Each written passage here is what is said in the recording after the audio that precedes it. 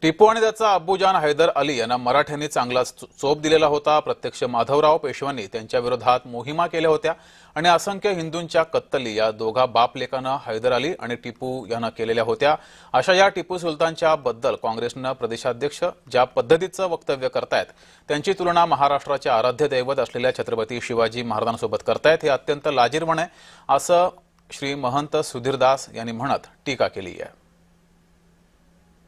असंख्य हिंदूंच्या कत्तली या दोघा बापलेकांनी हैदर अली आणि टिपू सुलताननी केलेली, अशा या टिपू सुलतानच्या बद्दल काँग्रेसचे प्रदेश अध्यक्ष ज्या पद्धतीचं वक्तव्य करतायत त्यांची तुलना महाराष्ट्राचे आराध्य दैवत असलेल्या छत्रपती शिवाजी महाराजांशी करताय ही अत्यंत लाजिरवाणी गोष्ट आहे।